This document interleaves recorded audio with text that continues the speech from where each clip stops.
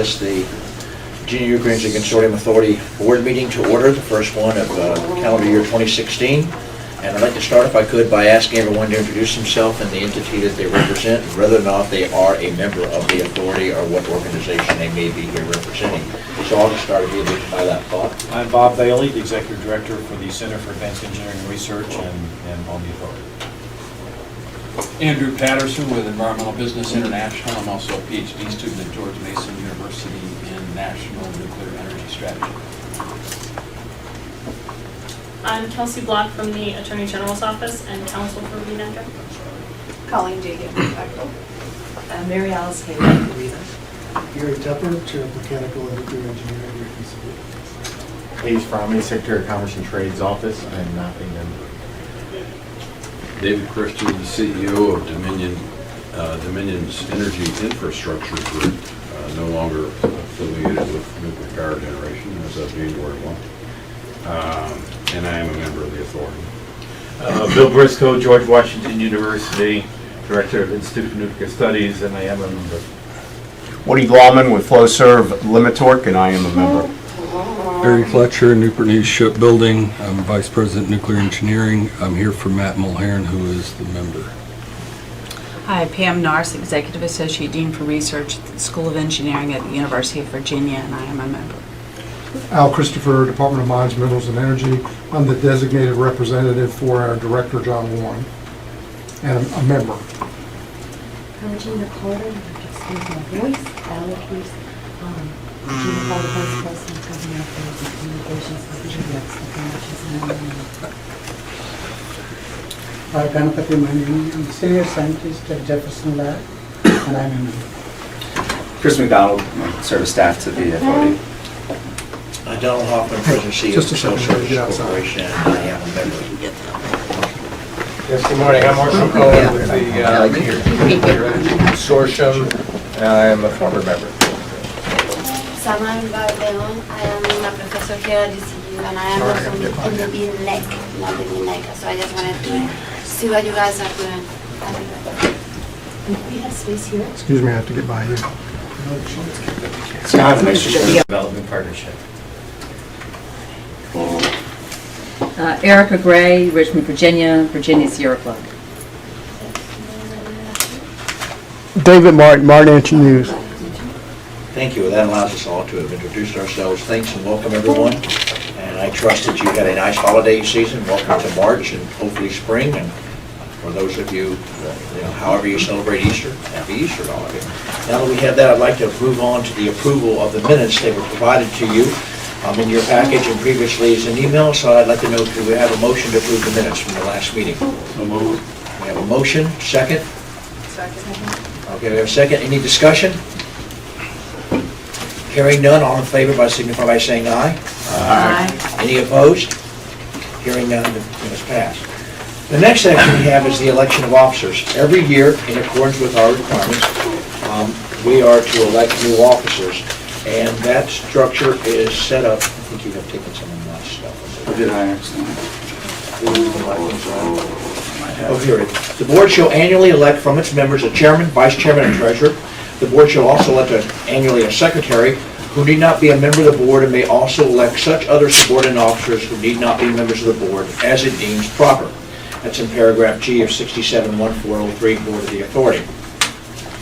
We currently have officers. I am the chairman. Gary Tepper is the vice chairman. Mary Alice Hayward is our treasurer, and Bob Bailey is our current secretary. And so it is appropriate now for us to consider officers for the 2016 calendar year.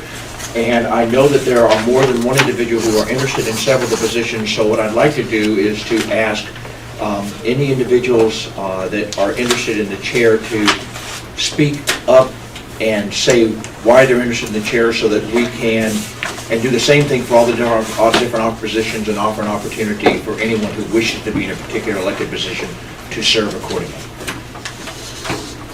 I would like to be considered for the chair of the board. The main reason is I represent the federal institutions in Virginia, and also we have developed a Virginia ADS consortium for the last since 2008. and we have been running these workshops. I think we need to focus on low-cost nuclear energy systems rather than the conventional stuff that we are currently focused on, which is the light water reactors. I think Virginia is in a better position to be able to lead this effort and set an example for the whole country and the world. So I would like to pursue this as a policy issue for the state.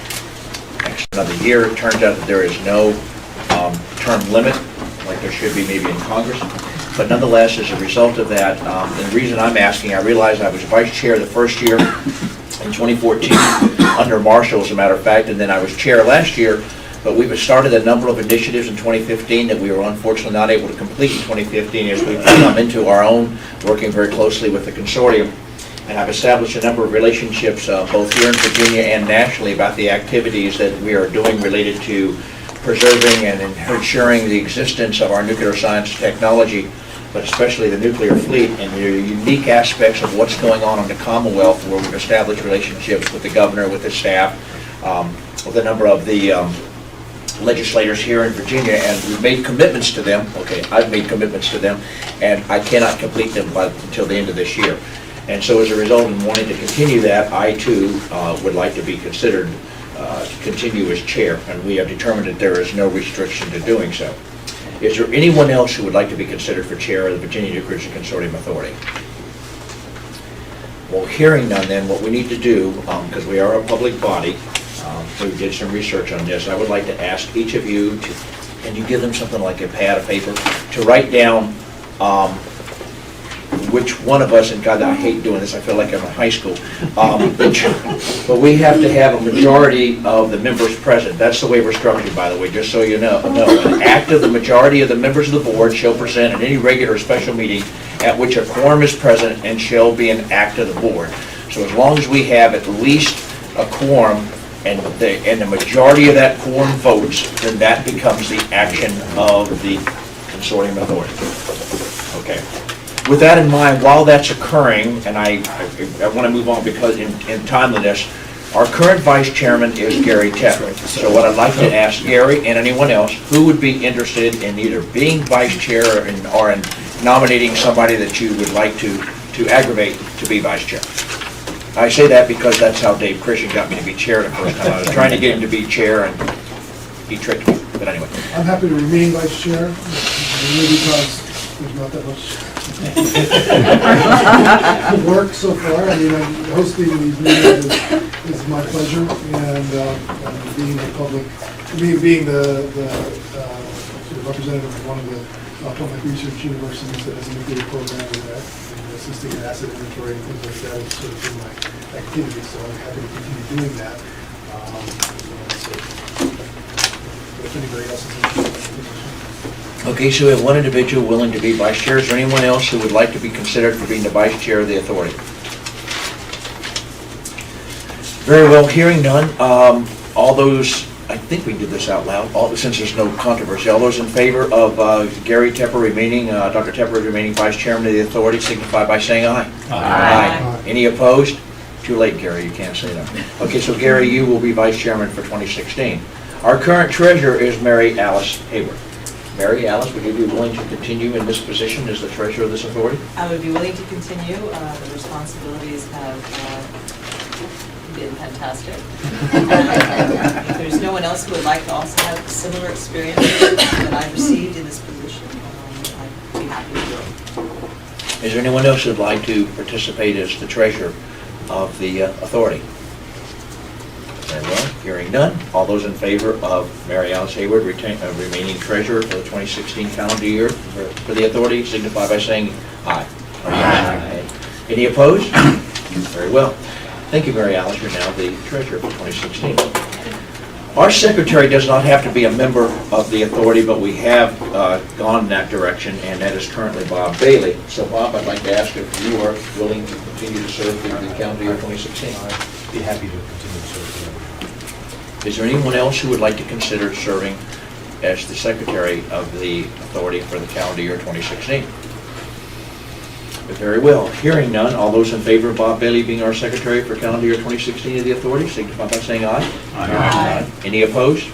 All right, so the Last three positions were rather easy. We'll just wait and see how this comes in. Pass it around. You can toss it in there. Oh, if you'll just put your stuff in here. Exactly. And what I'd like to do, if it's acceptable to both myself and Patty, while we're moving on, is let you go ahead and make your presentation about FOIA, and then at the end of that, we'll decide who gets the wonderful position of being chair of this authority. So if you introduce yourself and make your presentation, we would be great. Thank you, Kelsey. So, my name is Kelsey Block. I am an Assistant Attorney General with the Attorney General's Office, and I am the counsel for PNECA. My information is up there, but I also have business cards that I'm more than willing to give out to anyone who would like them. Today, I just want to give you a general sort of 10,000-foot overview of FOIA and COIA, Freedom of Information and Conflict of Interest Act. These are really important statutes for any public body, and it's important to make sure that you're in compliance. So the first that we're going to do is the Freedom of Information Act. The purpose of FOIA is to eliminate secrecy in government and give the public access to its government. There are two broad categories that FOIA pertains to. The first is public records. Second is conducting meetings of public bodies. If FOIA is violated, the person bringing the suit who prevails can get their costs and fees recouped by the agency. If that person substantially prevails, they can also get their attorney's fees compensated, which, as an attorney, I can tell you add up very quickly. Substantially prevails is also a subjective standard. It's really up to the court what he thinks or she thinks is substantial.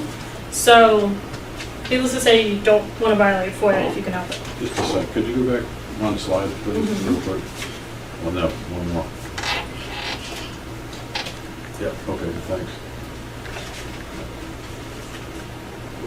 If a knowing violation of FOIA is committed, then the individual who committed that violation can be subject to civil penalties, $500 to $2,000 for a first violation, $2,000 to $5,000 for a second or subsequent violation. This is a civil penalty that will come out of your pocketbooks individually, not the agency's. And knowing might include should have known. There has not been a case on this, but you probably don't want to test it. Well, let me ask a question before you move on to me. We, as a public body, only act in the public. And I'm sure you're going to get to all the restrictions and limitations about how many of us can be together and what we can do. I might get my guesses before that. Because we had this in 2014. It's my understanding we need to have it at least every 2 years.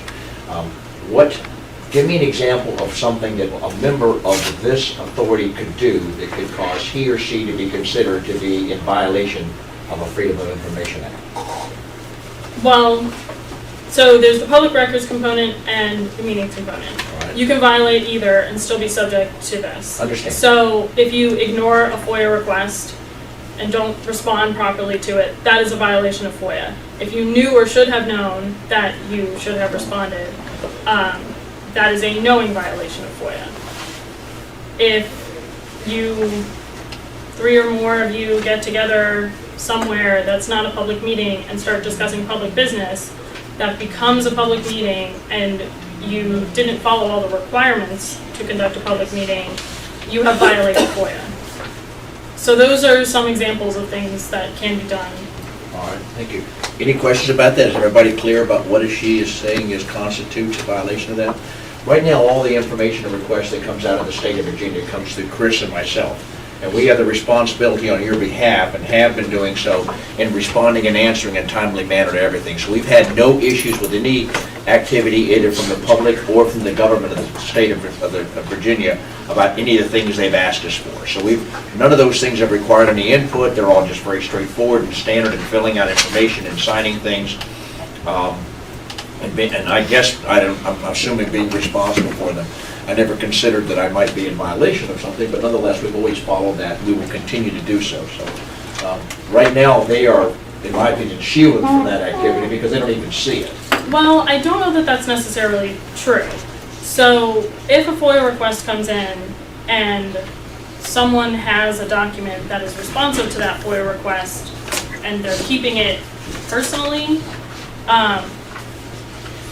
not giving it, or not handing it over as a responsive document can be a violation of FOIA. So I think it would depend on the circumstances. It would depend on whether, you know, you're asking people, do you have any documents related to this request, things like that.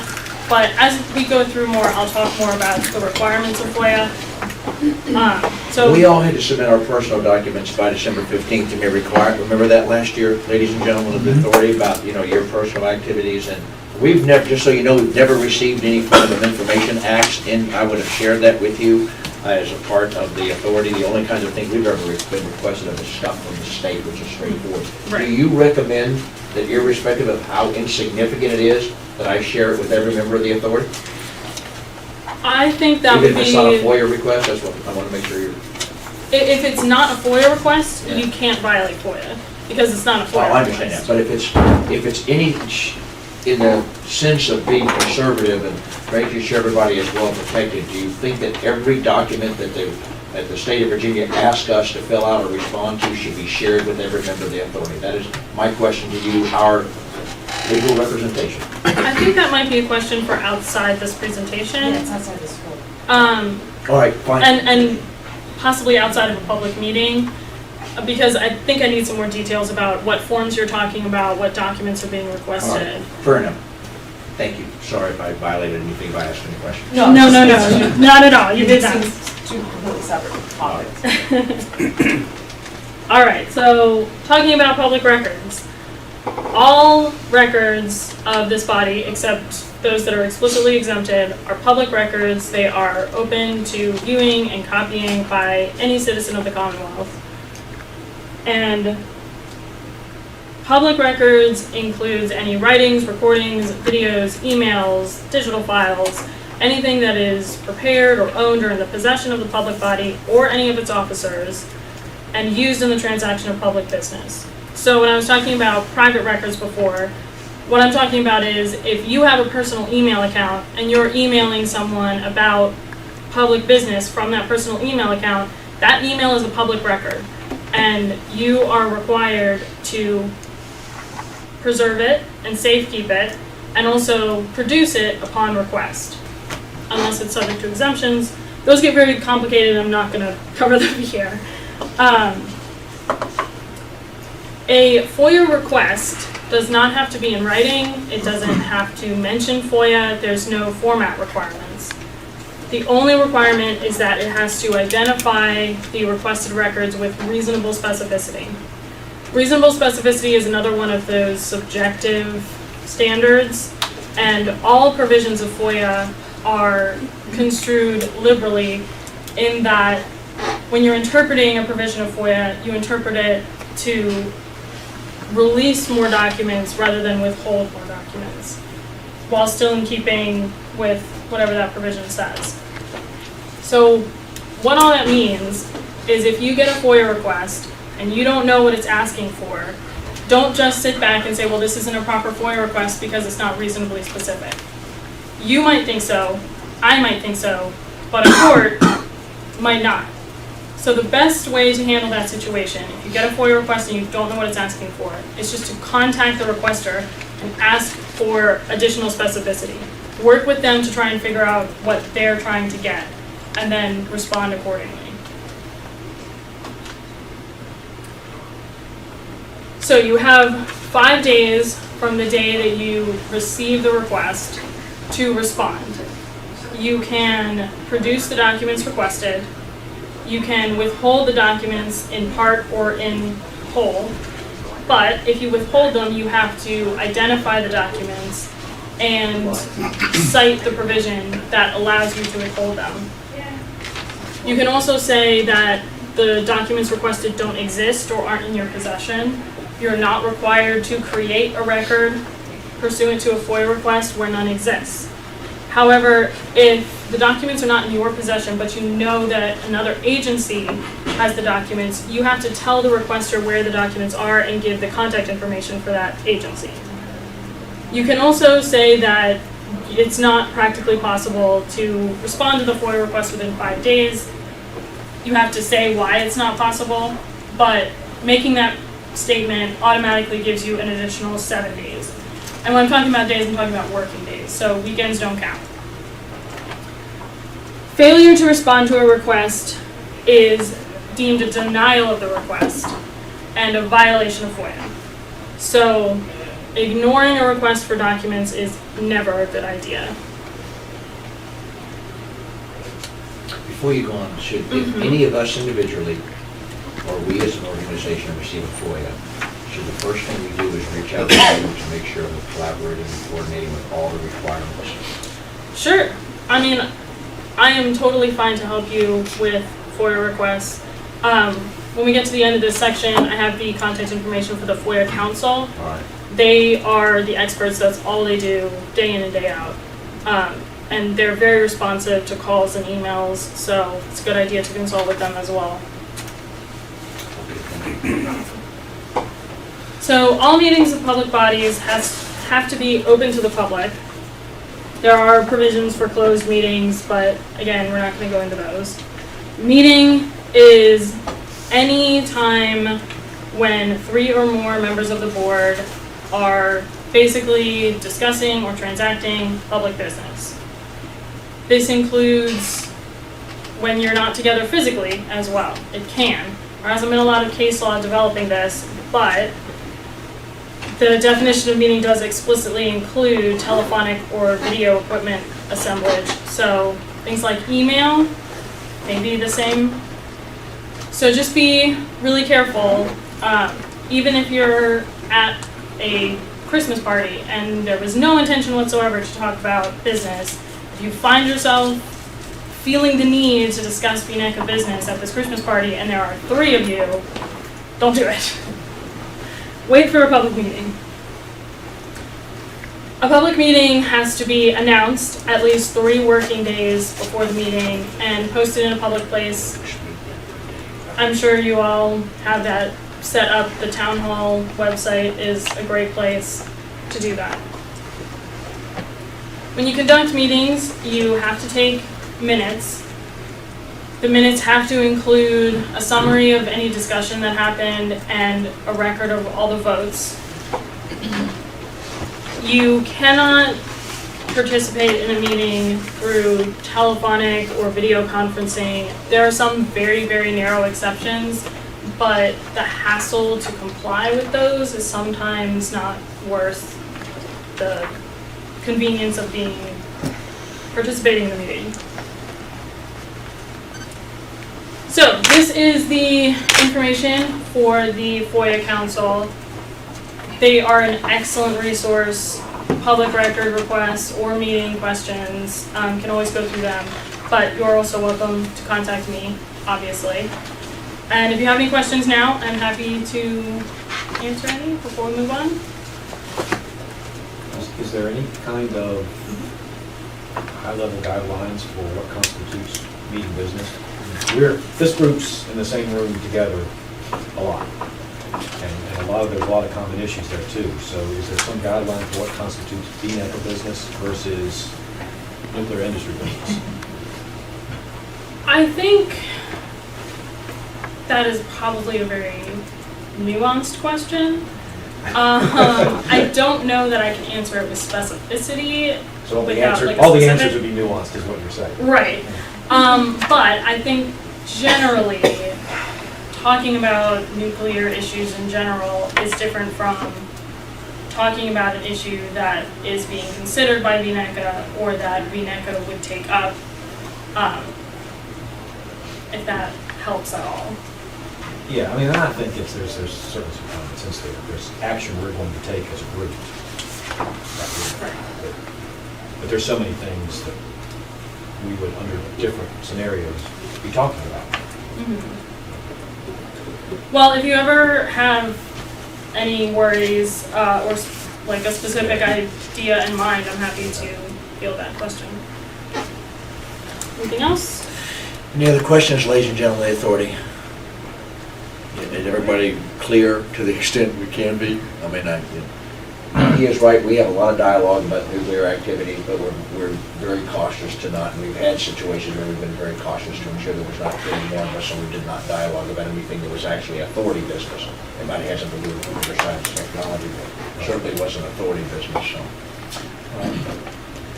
It's good to know that we have someone that we can contact, and so I see this contact, but is there is that face and name with that contact you for us? No.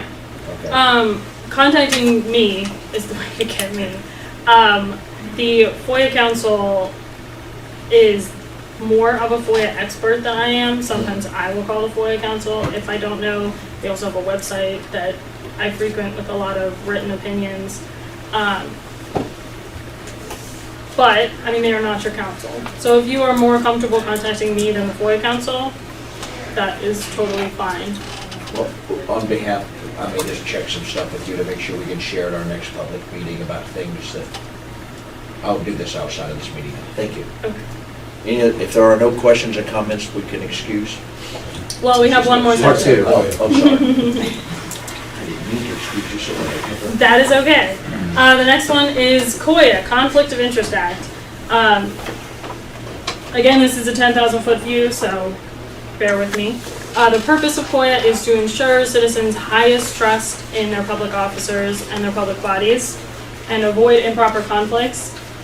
The consequences of knowingly violating COIA is you're guilty of a Class 1 misdemeanor. It's a criminal charge. You're guilty of malfeasance in office. You can be removed from office. You will forfeit any money or any item that you received, and on top of that, you are assessed an additional civil penalty equivalent to the value of whatever it was you received. So there are three sort of overview prohibitions for COIA. The first is a prohibition against gifts, and then there's a prohibition against participating in transactions where you have a personal interest, and then there is having a contract with your agency or another state agency in which you have a personal interest. So we'll start with the gifts. You cannot exchange your power on this board, your position on this board, for anything of value. This includes things very obvious, like don't take a bribe. That's easy. But it also includes things that aren't obvious, things that, while there may not be any actual corruption going on, it just looks bad.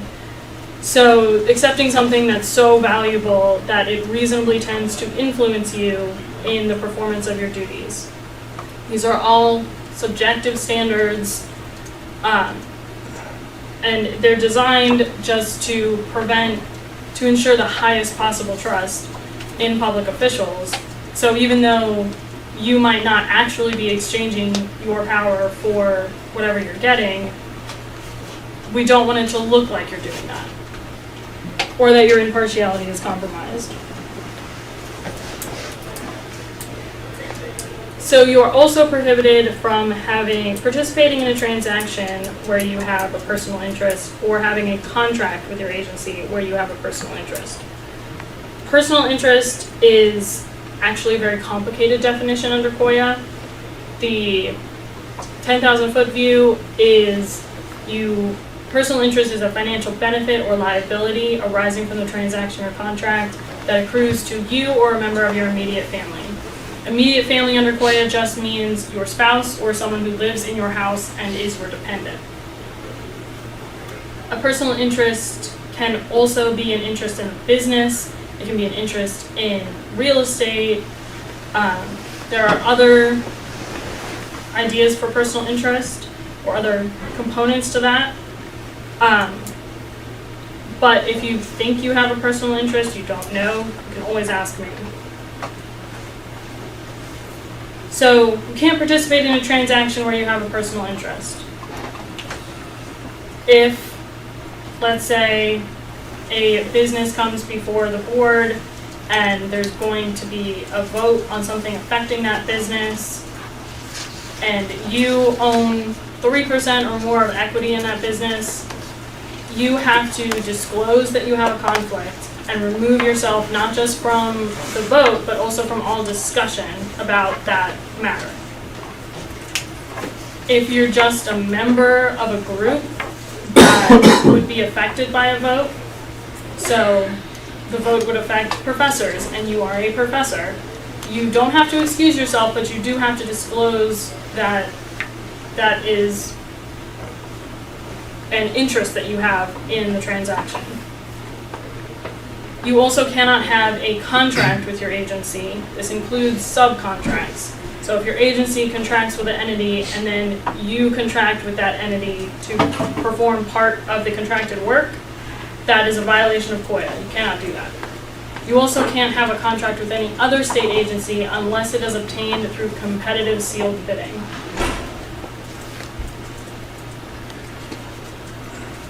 COIA can get very complicated, and the situations where COIA may or may not apply can get very complicated, but the good rule of thumb is sort of a smell test. If it feels weird, if you wouldn't want it getting out to the public and being blasted all over the news, it might not be a good idea. But if you're not sure, you can request an advisory opinion. If you ask me for an advisory opinion, and I say, you're good to go, it's not a violation of COIA, you cannot be prosecuted for a violation of COIA, even if I was wrong. So there are two caveats to that. The first is pretty obvious. You have to ask for an advisory opinion before you do whatever it is you're contemplating. And the other is you have to give me all of the details. If you leave anything out that might have changed my opinion, the advisory opinion is useless to you in terms of protecting you from prosecution. So, questions? So, yeah, one, a lot of the COIA stipulations centered on transactions and contracts. Probably the biggest thing that this group does is provide policy recommendations. And a recommendation is certainly not the same thing as a contract, but again, as you kind of go back up that line, there's a lot of recommendations the schools can make that will benefit everybody in it. A policy recommendation is a transaction. Is a transaction. Anything that you vote on is a transaction. Okay. Anything that you do or certify as a body is a transaction.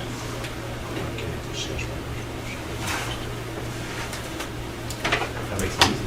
Yeah. That is an easy definition. Do we have any other questions? All right. That is it. Thank you. Thank you, guys.